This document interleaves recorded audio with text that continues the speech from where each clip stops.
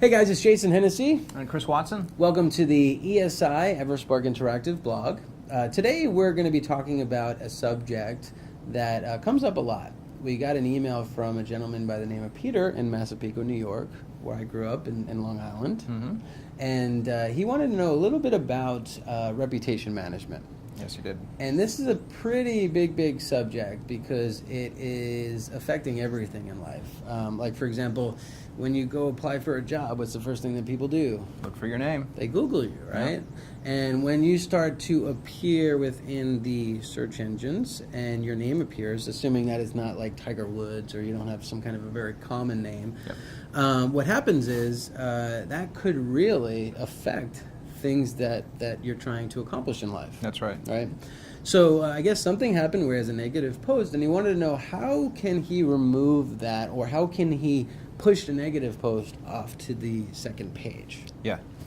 And the thing the rule to keep in mind here, and something that we say quite a lot, is that it's like not all SEO is equal, and not all pages are equal, obviously. So if you have a bad review about you on a very strong site, like for instance, there's a site out there I think called mugshots.com, something like that. So if you were arrested for a DUI or something like that, your picture's going to come up there, and trying to push, I think it's a PR 7, so it's a page rank 7. It's a very strong site. Mm-hmm. If your approach with it is to try to get other sites that are weaker than that site to outrank it, it becomes exponentially harder the stronger the site is. So point I'm making in the beginning is that just first learn how to understand how strong the site is that you want to push down. Sure. Okay. So just to alleviate any type of concern or escalate the concern, at least put yourself in a position of being able to manage your expectations about what you can and can't do. And how you can do that is you can just go to Google and download the toolbar, and every page is assigned a page rank score. Mm-hmm, mm-hmm. So if this, if the site is a page rank 5, 6, could possibly be a challenge. Yes. Right. Yeah. But having said that, let's just assume that it's on somebody's blog and somebody just said something negative about you or even your business. Yes. So one of the things that I would recommend first is to work with Google. Yeah. And set up a Google profile. You can set up one for your personal name. You could also set up one for your company name, mm-hmm. right? So set that up. Set up a Google profile, and if you don't know how to access the Google profile, just do a Google search for Google profile, and it will show up. Yeah. Talk about how they can set up a blog and how they can blog with their name. Talk about that. Yeah. So you're really trying to, someone out there has said something bad about you, or your company's gotten a bad review. It's just a destination. It's just a place, and they've used your name, and that name is being grabbed by the crawlers or by the spiders. So you have to give it something else to eat, right? So you have to create other places there where your name comes up, and the very first thing you should do is have a blog. Preferably a WordPress blog. And in this instance, this is one of those rare times we're going to tell you it doesn't even have to be on your site. Usually when you hear us talk about WordPress, we're demanding put it on your site. But in this instance, don't worry about it being on your site. Just put a blog together. Go to WordPress.com, find a template, start writing about your experiences. Summer's coming up, and these are the things you want to do. Or even talk about where you're an expert. The topic that, like, if I start my own blog up, I'll definitely be talking about SEO because that's what I do. But here's the thing. In the blog post itself, be mindful of your name. Okay, mm-hmm. So at the very start, in the subject line, in the title of every blog, put your name first. Right? Your name first, and mm-hmm. then dash whatever the blog post is about. Then in the first paragraph of what you're writing about, put your name again, but bold it. All right. This isn't about linking as much as it is about just putting your name out there as much as you possibly can. Because essentially, Google is nothing but it's all it does is organize content, right? Yeah. And by you contributing to adding new content that's relevant to your name or your company name, well, Google has to take that content and put it somewhere. Yeah. Right? And there's a good chance that when people even write bad remarks about you, there's a good chance that content, your name might be mentioned like within the bottom of the page, right? Mm-hmm. So if you actually optimize your content and put your name as the title tag, which is basically essentially the post title, yep.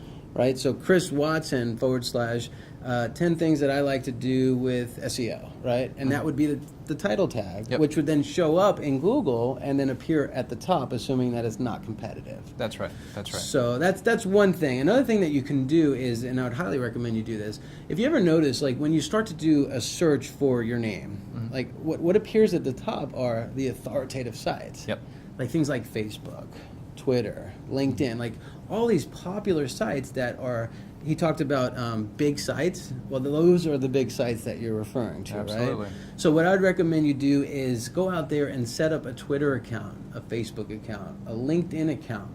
But always put I would do it either for your name as well as your company so that you're protected there. Yep. And you should have that stuff anyway. That's right. You should have some kind of a social media presence, Yep. right? So that's important. Yeah, social media is becoming more and more relevant, and it depends on who you talk to. If you talk to experts in social media, they'll tell you that Google's putting social media way at the top. You know, it's funny how they read that.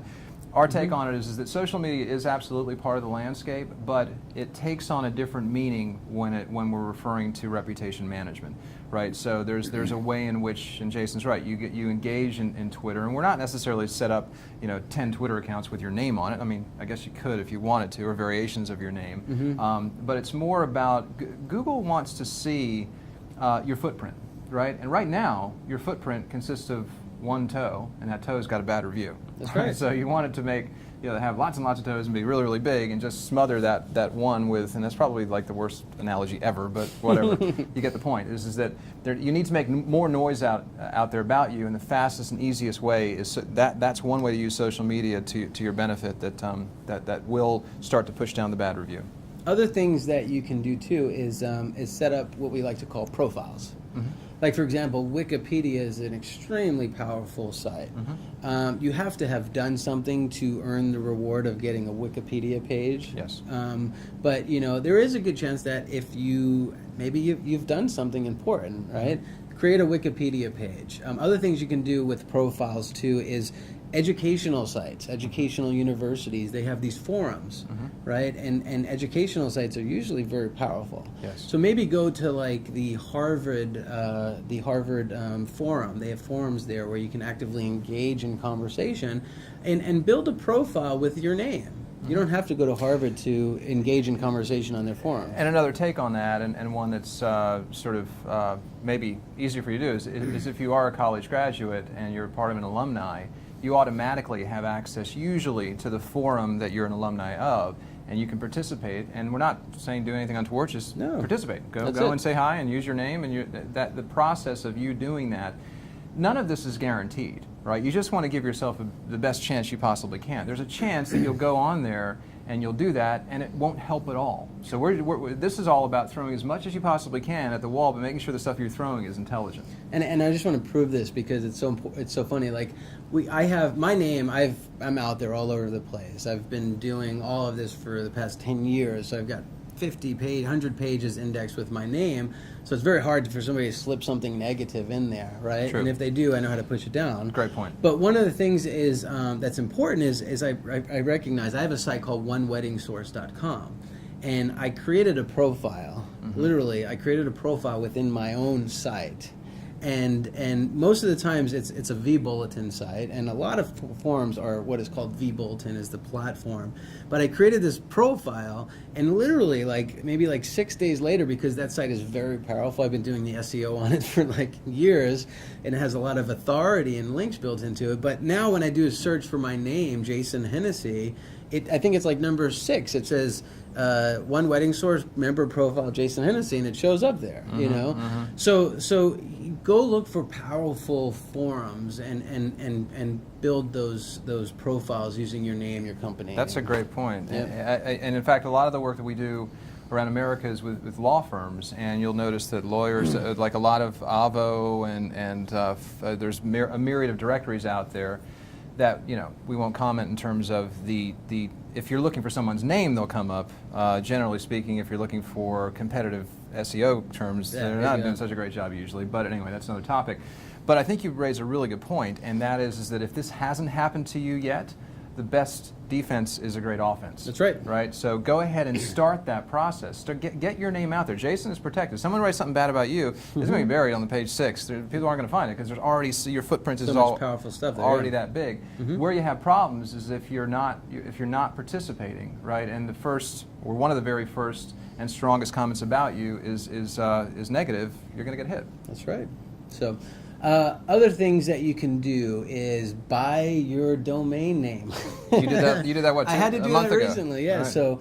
What'd you pay? $1,000 for JasonHennessy.com. For JasonHennessy.com, and I haven't used it yet, but I bought it because I know if somebody really, if I did something to piss somebody off, they could have just bought that domain Which name. does happen. It does, by the way. but go out and buy your own domain name. You know, if it's an uncommon name, I'm sure it's available for $7 through GoDaddy. Buy it. Buy it.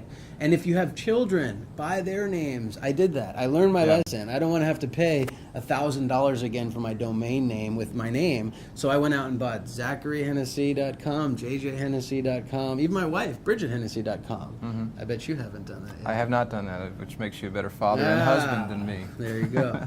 So that's important. Make sure you do that. Talk about press releases. Yeah, we do a lot of press releases. I mean, if you're in SEO, you're going to be doing press releases just as a daily function for your clients, and press releases are brilliant. The problem comes in as much as that it tends to be expensive. Okay, so if you're going to be, we tend to refer to it internally here at EverSpark as a silver bullet. So for most of our campaigns that we manage, we'll deploy the silver bullet once a month, right? So if we're going after a really competitive keyword, we'll use that keyword in a press release, and it's because the press release serves a number of different functions, right? The first of which is that it's keyword centric and it's going out to a major platform, right? So say PR News, for instance, it's a very, very strong platform, and it's giving you credit for that link by virtue of the fact that you're paying for the press release and you're submitting it, and then it disseminates that data. So now, or that press release. So now that one press release is automatically given to a wider net of news outlets, and automatically the news outlets have, it could be argued that the very best strategy for reputation management would just be one press release, but if it's done the right way. Yeah, and that's the trick, right? You got to know how to do the press releases the right way. Yeah, and PR Web is another one. I think you pay like $200 for an SEO-friendly press release. You might not even need that. It's just content. Right. But what happens is it starts to get syndicated and picked up, and next thing you know, you've got a Yahoo News story on you, and who knows? I mean, if it's newsworthy especially. Yeah. Right? And press releases can be as simple as, we just hired a new person at our firm, right? And then just mention your name in the press release, that kind of stuff. But I'll also caution that it could be a weird thing. All right, so if you're, for instance, if you're someone who works in the public sector and you got busted for a DUI, that happens quite a lot, right? And all of a sudden you're on page 1 for Google, and it's your mugshot, and you decide, okay, I need to push that down because you lose your job if your people find that mugshot. I mean, that does happen. Now all of a sudden you're doing a press release, and why are you doing a press release, right? It starts to ask more questions than you might be comfortable with. So then they might start digging, and it may have worked, it may have achieved the objective of pushing the bad listing down, but what it's replaced it with is potentially suspicion, and that can be an odd thing to deal with. So just tread cautiously when it comes to press releases. Make sure you're doing it in a manner that is befitting your stature or your company. And to your point, oftentimes, like PR Web they won't even accept the press release if it's not newsworthy. That's true. So if you're just writing a press release just to write a press release, there's probably a good chance that it will get rejected. Yeah. So it has to be somewhat newsworthy, to your point. Yeah. Other things that you can do is set up a YouTube page with your name. Right? Yep. And possibly there's what is the other big YouTube platform? Vimeo. Yep. Set up a Vimeo page and just include it with your name. Yep. Those will usually get indexed. And then talk about like Dig and those. Yeah, social bookmarking. It serves an immediate purpose. Usually with social bookmarking, it's about being able to bookmarks are when you want to broadcast something that you found. And I'm dumbing this down a little bit and making general statements here, but there's a myriad of social bookmarks. Dig, Delicious, Technorati, there's tons and tons of them. Jump tags. If you go to socialmarker.com, you'll see a whole list of them. And usually the way in which you use bookmarks is you want to tell a wider community about pages that you like. Okay, so it's your vote of confidence in saying, and that's somewhat been replaced a little bit by Twitter and other social media outlets out there. But it still serves a really good purpose, and it's still an individual URL that you are submitting, and it creates its own URL. And usually what you'll do with bookmarks, at least from a campaign strategy perspective, is when we're working on a campaign, say it's an event coming up in 2 months, we'll get onto the bookmarking segment of it like a week or two before the event so that the results are timely, and Dig will all of a sudden come up #1, but it will only be there for a short amount of time. That's right. But when you do that, and you do it systematically, and particularly if you're digging and social bookmarking the pages or blogs that you've already created, like the Facebook page, it starts to push energy into the right. pages that you created. So it's kind of serving two purposes. It's you're using your name in the bookmarks themselves, but you're also referring the URLs that you yourself have created. So it's just a bit of a dance. You don't even have to create them, just the ones that are top ranking, go out and bookmark those, right? So it might be the third listing is some blog that mentioned you. It's a positive story. Yeah. Go out and bookmark those too. So Yeah. that's important. So, and we could probably talk on this for another 2 days on different tactics and strategies to continue to boost the positive stories and remove the negative stories. Yeah. But for the purposes of this video, we'll keep it somewhat short. And again, if you have any questions at all, you can always email jason@eversparkinteractive.com. Or Chris at EverSparkInteractive.com. And again, we thank you very much. We hope that you thoroughly enjoyed this video blog, and we will talk soon. Thank you.